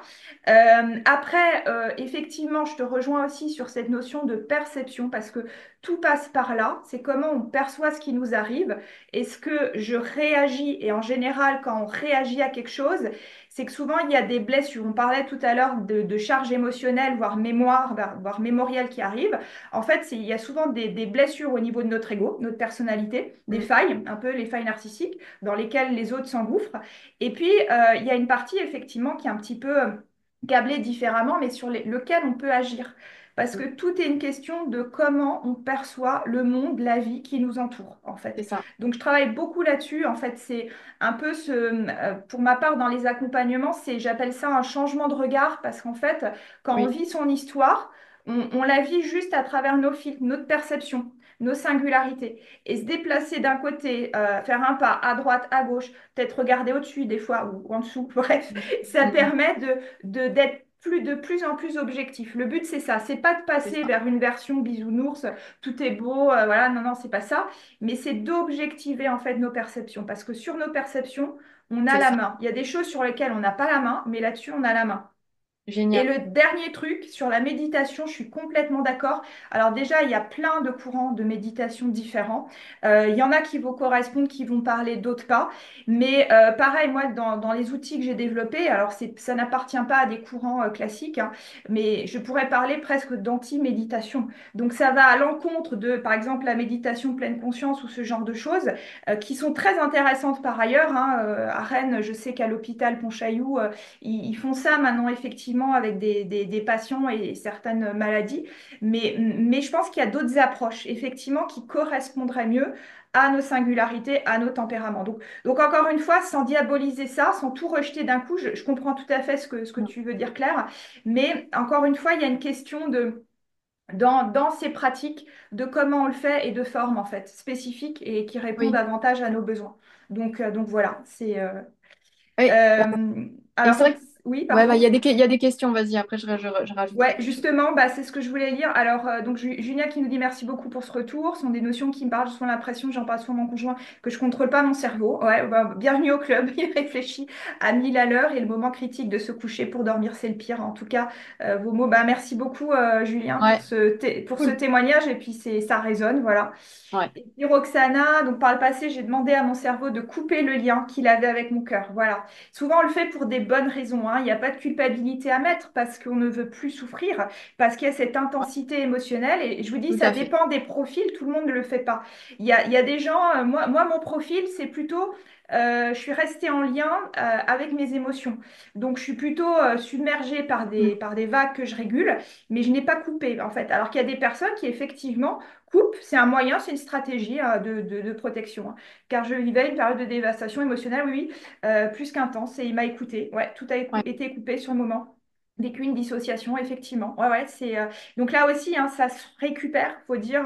Pour moi, ouais, ouais, il y avait aussi un dernier mot, c'était la notion de rééducation presque du cerveau. Tu sais, quand on oui. va chez le kiné, bah, en fait, on s'est fait mal quelque part, bah, petit à petit, il régule, il régule. Et là, pour moi, enfin, je sais pas si tu es d'accord sur cette terminologie, mais c'est presque une rééducation en fait du Ah, cerveau, quoi. complètement. Hein, Je suis ouais. tout à fait d'accord. Et Mm. c'est vrai que peut-être que dans mes mots, c'était peut-être, c'est en t'entendant, je pense que j'ai peut-être pas été suffisamment claire. Une des choses qui m'a sorti à la fois de l'insomnie chronique dont je souffrais moi-même et qui m'a permis aujourd'hui d'aller mieux et d'être convaincue aujourd'hui que ma meilleure vie, elle est devant moi, par le côté recherche neuroatypique, etc., ce sont les thérapies cognitives et comportementales. Aujourd'hui, en tout cas, moi, quand je travaille avec des clients, moi, je les envoie derrière autant, enfin, bien sûr, s'ils sont libres, hein, mais je les envoie faire cette TCC. Souvent, ils arrivent et ils savent pas pourquoi, ils savent pas si ce serait bien, ils savent pas en quoi c'est puissant, etc.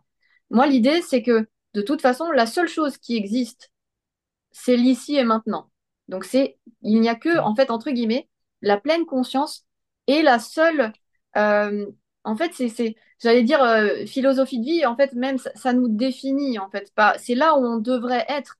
Parce qu'il y a aussi le fait d'être dans sa tête, ça met des œillères. Et en fait, ça n'autorise à trouver des ressources qu'à l'intérieur. Sauf que si, par exemple, on parle de la loi de l'attraction, si on parle de la loi de l'univers, en fait, vous allez entendre tout un tas de termes en fonction des différentes pratiques et plus ou moins ésotériques.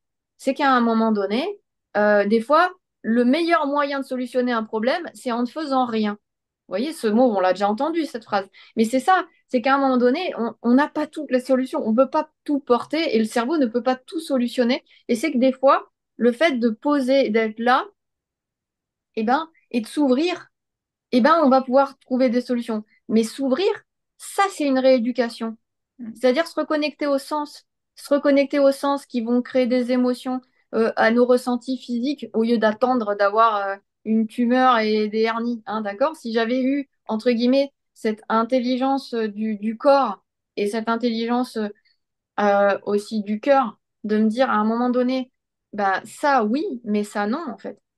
Le fameux ça non, c'est de s'offrir la capacité d'avoir le choix. Et le choix, finalement, je l'avais, si j'avais écouté, je l'aurais fait avant, en fait.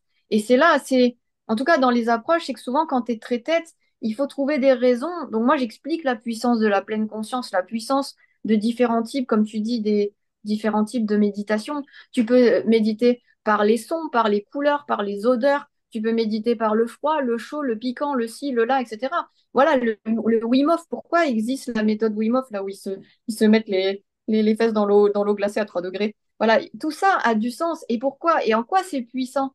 Et voilà, c'est en ça où, moi, pour moi, c'est essentiel. De toute façon, un être équilibré est quelqu'un qui va être tête, cœur, corps, hein. On connaît bien ce triangle qui est en fait un triangle, hein, c'est la seule forme qui est véritablement stable, hein. Moi, tu peux essayer d'être sur un pied comme ça, à un moment donné, ici un peu de vent ou que la terre tremble, bah, tu tiendras pas bien debout, hein. Mais le trépied reste ce qui va ancrer. Et nous, malheureusement, on a un peu déserté. Et voilà. Complètement. Bah, c'est génial. Alors, vous voyez, quand on est passionné, bah, en fait, on pourrait parler des heures. Il y a peut-être un truc, enfin, que tu m'avais partagé juste avant qu'on démarre le direct. Ouais, Si on a peut-être envie d'ouvrir vers ça, puis peut-être ça amènera aussi d'autres questions et d'accord. une discussion. Mais toi, aujourd'hui, ta vision du monde de demain, de la place des hauts potentiels, voilà, il y a tout ce... Aujourd'hui, cette mouvance, l'intelligence artificielle, voilà, enfin, comment tu vois les choses? On parle d'intelligence collective aussi. Est-ce que, même si peut-être sera l'objet d'un prochain webinaire, peut-être qu'on pourra Ouais, creuser ces aspects-là, mais en un mot, si tu avais envie de passer un message, je sentais que ça poussait avant qu'on démarre. Donc, comment ouais, ouais, ouais. tu vois ça, toi? Ben, en fait, ouais, c'est un sujet qui est très, ouais, comme elle le dit Aude, c'est très, très présent pour moi. Euh, c'est vrai qu'on est un petit peu décalé, d'accord? On est un peu, entre guillemets, marginaux. On est un peu, voilà, il y a des fois, enfin, on n'est jamais complètement dedans. Et c'est vrai que ben, c'est dans ma formation de coaching professionnel, j'ai eu la chance de découvrir un modèle qui s'appelle la spirale dynamique, qui est un modèle, en fait, qui permet de voir l'évolution, en fait, de la bah, déjà des civilisations, c'est-à-dire du côté très tribal à quelque chose, bah, aujourd'hui, notre société beaucoup plus matérialiste, on va dire, plus voilà, sur ce domaine-là. Et on commence à pressentir un nouveau virage avec donc chaque état est une couleur différente. Donc aujourd'hui, on est dans le orange et on est en train de mettre un peu de vert dans l'orange. Donc le vert, ça va être justement tout ce qui va être intelligence collective, le côté beaucoup plus collectif, beaucoup plus horizontal. On prend les pyramides telles qui existent dans les sociétés, dans les modes de fonctionnement et on vient horizontaliser tout ça avec beaucoup plus d'interaction, d'échanges et une certaine aussi autonomie, voilà, qui permet en fait aux personnes d'être beaucoup plus à l'horizontale. Et ce qui est intéressant, en tout cas, moi je l'utilise sans le nommer dans les accompagnements, c'est d'expliquer à quel point le neuroatypique, il est hyper puissant. Parce que pour moi, il est justement, il a une propension naturelle à être visionnaire, à faire des liens, il voit la réalité des choses, il fait des liens et il solutionne. Il va vite en fait.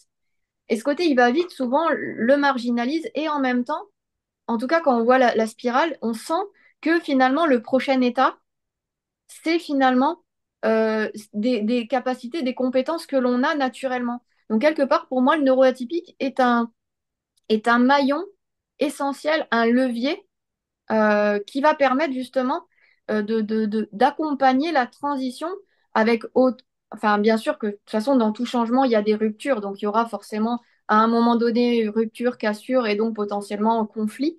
Néanmoins, par la présence des neuroatypiques et finalement une introduction des neuroatypiques à leur juste place dans les entreprises, c'est-à-dire en, en, en faisant attention à qui ils sont, à comment ils interagissent, à comment ils réagissent, ben, ils vont pouvoir en fait être des leviers clés pour la transition vers le monde de demain. Donc pour moi, eux, ils ont déjà une vision. Pour eux, c'est clair. C'est pour ça aussi que quelqu'un qui est dans le matérialisme, qui est là toujours s'acheter des objets et qui se définit par les objets, par l'appartenance, par l'argent, par etc. Et ben quelque part, d'arriver en fait à accompagner ce genre de profil parce il y a une propre limite. Le matérialisme, justement, la limite, c'est qu'on est dans un monde de limites et non pas on ne peut pas produire à outrance. À un moment donné, il va falloir s'arrêter, la Terre s'arrête. Et c'est vrai que la place notre force à nous, en tout cas, nous, on sera un peu des éveilleurs et des éclaireurs. Et c'est en ça où, tiens, pour refaire le lien avec ce qu'on avait dit un peu avant, c'est on est atypique. Néanmoins, le fait d'avoir une meilleure connaissance de nous, nos points forts, nos points faibles, et de savoir comment faire avec, comme on discutait avec Aline, de s'offrir ce temps, c'est de pouvoir mettre au service du collectif nos avantages, de toute cette vision, cette capacité à voir en fait des solutions que personne ne verra, ou en tout cas ils les verront dans 3 à 5 ans, en général c'est à peu près ça, et ben pour pouvoir contribuer à ce monde, ce que je dis toujours aux clients, encore faut-il être dedans. Pour pouvoir être dedans, c'est de comprendre comment il fonctionne, pour pouvoir justement, bah oui, vous êtes fort, vous êtes performant, etc., vous travaillez, donc vous pouvez faire part de ce monde-là. Et à un moment donné, lorsque vous voyez que, ah, ça coince, putain, j'ai une idée, putain, ils ne le voient pas, mais ils sont vraiment trop bêtes, machin, etc., de, ah, non, je retiens, et je dis comment je peux être au service du collectif, comment j'accompagne, est-ce que mon environnement est prêt à recevoir cette information, et comment, avec toute l'intelligence émotionnelle que l'on a aussi à l'intérieur, comment je viens mobiliser tout ça pour mettre toutes ces compétences au service de l'autre et non pas en ma défaveur et que ça détruise les relations, les fonctionnements et que au final, ben voilà, après tu te retrouves avec le sentiment d'être rejeté et en même temps, en étant objectif, ben, un peu toxique pour l'environnement parce que tu commences à venir secouer quelque chose qui était OK, c'est stable, légèrement instable, mais c'est quand même stable. Et toi, tu es là et tu es en train de tout secouer. À un moment donné, ben non, voilà, tranquille, une chose après l'autre. Complètement. Et j'adore cette image de rester en fait dans la place, d'être au monde en fait, d'abord, de trouver sa place dans le monde pour effectivement se révéler quoi. Et je pense qu'il y a déjà, il y a un réel besoin parce que c'est aussi une ouverture sur le monde de l'entreprise et d'expliquer aussi d'abord, de sensibiliser sur ces profils, de comprendre le fonctionnement, comment les manager, voilà quoi faire de tous ces potentiels parce qu'il y a encore beaucoup d'inconnus dessus. Il y a des voilà, malcompréhensions et souvent liées sur l'aspect relationnel, hein, mais même au niveau de la hiérarchie, comment encadrer ces personnes qu'on est en fait aussi avec ces profils-là. Exactement. Donc je pense qu'il y a, mais il y a une vraie, voilà, il y a un vrai enjeu, je pense, pour le monde de l'intelligence émotionnelle et sensible, on va dire, de demain, avec ces soft skills dans le monde de l'entreprise, quoi. Donc je Ouais, tout à partage. fait. Et Ah oui, je vais juste terminer sur une toute dernière anecdote. ouais. Euh, En fait, sur la fin, donc j'étais encore en entreprise et j'avais développé ces compétences justement de meilleure connaissance du neuroatypique. Et en fait, je me suis surprise, donc je vous raconte ça rapidement, je me suis surprise en réunion. Il y avait quelqu'un, donc bon, forcément, quand on commence à se former, on commence à identifier déjà dans l'environnement, ah, toi oui, toi oui, toi oui, toi oui. Donc j'avais quelques profils quand même extrêmement neuroatypiques, mais très, très en mode presque caricature du neuroatypique. Mm. Et un jour, je me retrouve en réunion, on était, je sais pas, 25, et j'avais un de ces profils à côté de moi. Et c'était le genre de personne, donc je peux vous le mimer, hein. C'est ouais, c'est inadmissible, et je suis pas payé, machin, non, mais je vais quitter tout, et machin, etc. Parce que vous voyez, là, à tel endroit, il se passe ça, etc. Et là, je vois de manière épidermique l'audience. Ouais, mais qu'est-ce que tu as encore à prendre la parole, à dire, à te parler comme ça et tout ça? Et moi, je lève la main, je dis, non, attendez, ce qu'il dit, c'est intéressant. En fait, il est en train de dire que, en fait, là, en fonction de si on a cette approche-là, ben, en fait, on a ce risque-là, alors qu'on pourrait voir les choses autrement. Mm. Et en fait, les gens, donc le reste de l'audience a dit, ah ouais, ah non, c'est vrai, c'est hyper intéressant. Et en fait, je me suis retournée vers le collègue, il m'a dit, ah ouais, c'est ça, merci. Et en fait, c'était marrant parce que ça avait apaisé. Lui, sa manière de s'exprimer, c'était le côté, en fait, submergé par ses émotions. Et donc, il vient, entre guillemets, vomir ses émotions sur les autres. Alors que le mec, c'est, je pense, je réfléchis, hein, je pense que c'est le mec le plus incompétent scientifiquement de l'entreprise. Vraiment, de très loin. Mais il fallait l'enfermer dans une pièce et puis juste qu'il donne ses informations sous la porte du bureau. Il était, voilà, au niveau émotionnel, au niveau interaction humaine, c'était complexe. Et donc, je m'étais placée et ça m'a fait sourire le côté quand il m'a remercié. Je dis, en fait, j'ai été traducteur de neuroatypique. Voilà, moi, je voulais terminer là-dessus pour Et, montrer, pour mettre en image, en fait. eh ben, Voilà. écoute, c'est un nouveau métier, peut-être, je trouve ça génial. Mais c'est complètement ça. Et puis j'adore aussi Florence qui résume ça en disant les managers adorent, les RH détestent. Voilà. Je pense que ça résume bien la Exactement situation. ça. Ouais. Génial. Avant qu'on conclue, je ne sais pas si voilà, il y a envie de partager, d'exprimer votre ressenti, de poser peut-être vos dernières questions. Voilà, on va se laisser encore un petit temps si jamais il y a des choses qui ont émergé depuis tout à l'heure aussi. ou pas. Ouais, n'hésitez pas à partager un peu votre ressenti. Ah, on a quelqu'un qui a levé la Ouais, main. c'est Fiona. Fiona, ouais. Oui, bonjour à tous. Je voulais juste réagir tout à l'heure quand on a discuté un peu là de la partie il n'y a pas de petits et de grands traumas. D'ailleurs, Claire, je te remercie parce que je trouve que c'était très, très clair et très bien expliqué. Et du coup, il y a eu une question de quelqu'un dans le chat là par rapport un peu aux techniques. Toi, tu as parlé de ton expérience des TCC. Et moi, je voulais juste partager dans les techniques et outils qui peuvent, enfin, en tout cas pour moi, aider à réguler tout ce qui est de l'ordre du trauma. C'est le MDR. Alors, je sais que tout le monde n'y est pas forcément réceptif. En tout cas, moi, je sais que c'est une technique qui m'a beaucoup aidée et qui continue à m'aider pour justement désamorcer le côté voilà, surémotionnel, comme le disait Aude Valérie tout à l'heure, quand on est vraiment submergé par quelque chose et qu'on a une petite phrase ou un petit rien qui vient redéclencher de manière complètement exponentielle. Et voilà, je trouve que c'est une technique en tout cas voilà, qui a le mérite d'être connue ou découverte. Alors bien sûr par des professionnels aussi thérapeutiques et de santé, hein, puisque c'est une technique qui est réservée à ces gens-là. Et voilà, si ça peut être une piste en tout cas pour d'autres personnes, je trouve que c'est très complémentaire en plus des TCC. Voilà. Ah, Bah, super. merci Fiona. Bah, c'est vrai qu'on a la chance aujourd'hui d'avoir aussi peut-être plus d'outils qu'avant, en tout cas de techniques qui se développent. Donc, effectivement, c'est une très très bonne technique aussi. D'accord. Et juste Fiona, donc enfin, vous en faites beaucoup, ça doit se faire régulièrement. De votre propre expérience, le MDR, c'est plutôt quelque chose de très très court terme ou c'est plutôt sur le long terme? Est-ce qu'on peut le faire en préventif ou c'est vraiment quelque chose que l'on va appliquer de manière plus favorable à des traumas, donc à des faits passés, donc plus dans la conséquence, dans l'après? Alors, ça fait partie de ce qu'on appelle les thérapies brèves. Donc, en théorie, il n'y a pas de suivi sur du long terme. Parfois, une seule séance peut servir à complètement, comme le disent les thérapeutes, ils emploient le terme d'archiver les Ah, traumas, ok. d'archiver dans la mémoire et que du coup, quand Ah, il bien y ait ça. un mot, une situation, quelque chose, ça ne redéclenche plus l'émotion de manière aussi forte. Donc, parfois, une séance peut suffire, en fonction, bien sûr, de la profondeur du trauma comme ça peut aller sur quelques séances en fonction de ce qui s'est passé, de ce qui est arrivé pardon, à la personne. Et puis après, bien entendu, bah, j'imagine des compétences aussi, hein, bien sûr, du thérapeute. Donc voilà. Mais en tout cas, non, en général, c'est assez court.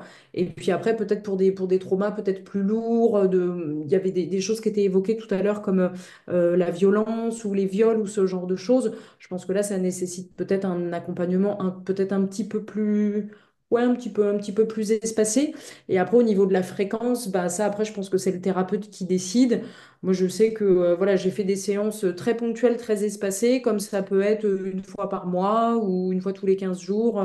D'accord. C'est variable, je pense vraiment, et ça, c'est le thérapeute qui choisit ce qui lui semble le plus approprié pour les besoins de la personne. Et vous, ça marche sur vous, vous en êtes vraiment contente, Ah, satisfaite? moi, je suis oui, très, très réceptive et très, très réactive à ça et je l'ai utilisé dans différents moments de vie pour des sujets très différents. Et voilà, il y a eu des moments où juste une séance en one shot sur un sujet, ça a permis voilà, ouais, d'archiver et de continuer la vie de manière beaucoup plus sereine et sans que les émotions se redéclenchent. Voilà, et actuellement, je le fais, mais pour quelque chose qui va nécessiter plus de temps. Et là, je suis sur ouais, une séance une fois par mois. Et pour l'instant, je trouve que en tout cas, c'est ce qui me convient actuellement dans ce que je traverse. Génial. Ben, c'est marrant parce que c'est une technique que j'ai jamais testée et je Ok. pense que je vais raccrocher et prendre un rendez-vous. Donc merci. Bah, avec plaisir en tout cas pour le partage. Et par contre, oui, vraiment, là, sur le point pour moi qui me semble vraiment important, c'est que le MDR peut uniquement être dispensé vraiment par des professionnels. Bah, vraiment, j'insiste là-dessus. Parce qu'on peut vraiment être sur des décompensations, Ah, des choses qui peuvent faire ressortir des choses quand même assez, voilà, hein, c'est éprouvant le MDR au niveau de la séance. Mais par contre, voilà, derrière, ça apporte une sorte de lavage ouais, qui purifie, qui fait vraiment du bien. Et voilà, pour moi, je dirais, voilà, attention à bien être accompagné par des professionnels de santé ou thérapeutes, puisque les formations sont uniquement accessibles de mémoire aux psychologues et psychiatres, ou en tout cas, voilà, sur des profils très, très spécifiques. Ok, d'accord. Bah, super. Merci beaucoup. Super. Avec grand plaisir. Et ben merci, c'est aussi l'occasion de s'échanger des bons tuyaux. Est-ce qu'il y a d'autres envies de partage, commentaires? Il y a Roxana qui doit partir. Ouais, c'est ça. C'est ça? Ben oui.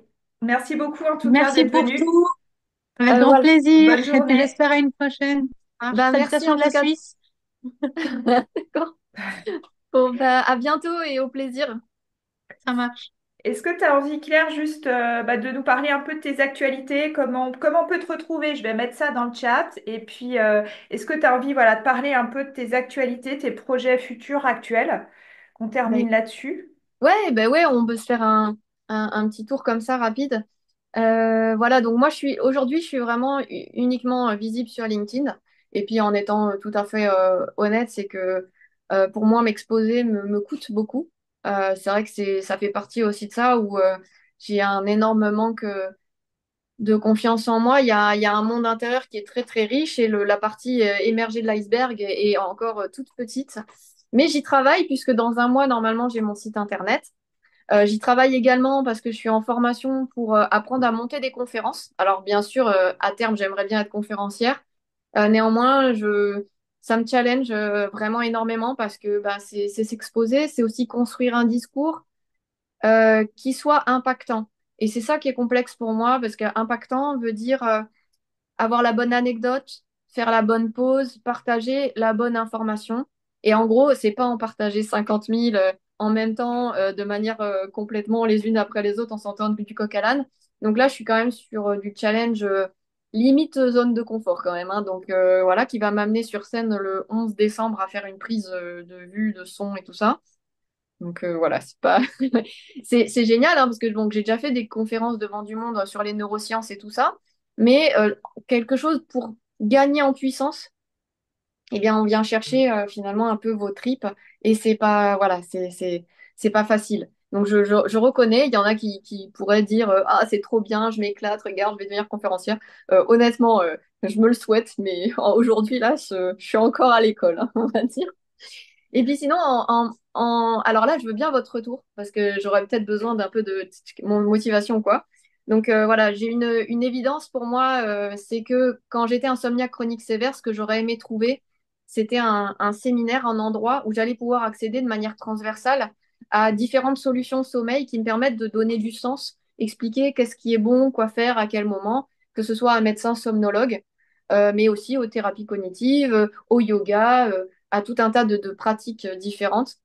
Et donc, j'ai l'ambition, je ne sais pas si je vais arriver à aller jusqu'au bout de ce projet, mais en tout cas, c'est en cours, c'est de créer un séminaire sur le sommeil en juin prochain aux îles de l'Érins, donc aux îles qui sont au large de Cannes, devant Cannes, et pour accueillir justement tout un tas de profils, des intervenants extrêmement complémentaires, et pour pouvoir justement proposer aux participants d'avoir une vision, de gagner en fait en connaissances, en compétences, pour qu'ils puissent eux-mêmes prendre en main après le séminaire leur parcours de soins.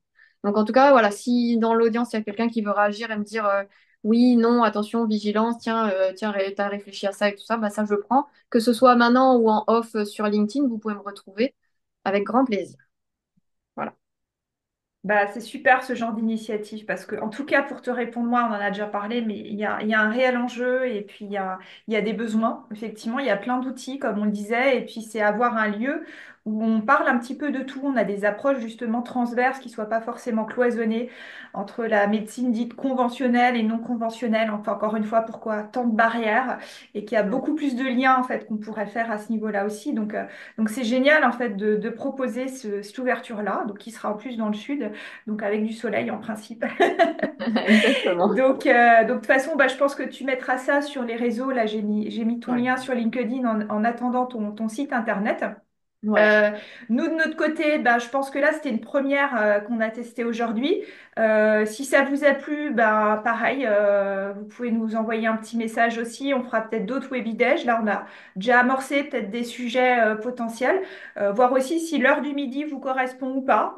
pouvez aussi nous faire un retour là-dessus, sur la forme, les modalités. Enfin, on est preneuse de tous les conseils. Voilà, c'est un peu une version test là qu'on a fait aujourd'hui, donc avec plaisir pour après nous améliorer. Et moi, de mon côté, donc c'est le mois prochain. Ça va être un peu sous le même format. Donc, je vais travailler avec Isabelle Fontaine, qui est une coach, auteure et conférencière, qui est elle spécialisée au niveau de l'intuition. Et pareil, moi, ça me parlait parce que c'est un sujet que j'ai pas forcément beaucoup développé, que ce soit sur ma chaîne, dans mon blog, etc.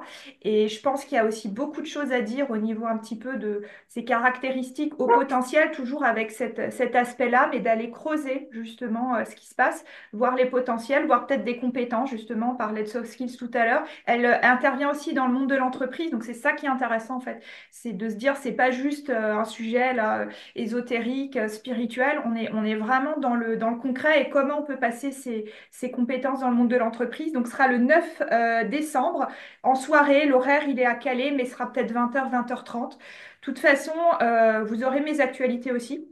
Donc sur les réseaux ou sur la newsletter, vous pourrez vous inscrire. Donc avec plaisir, voilà, pour avoir de vos nouvelles.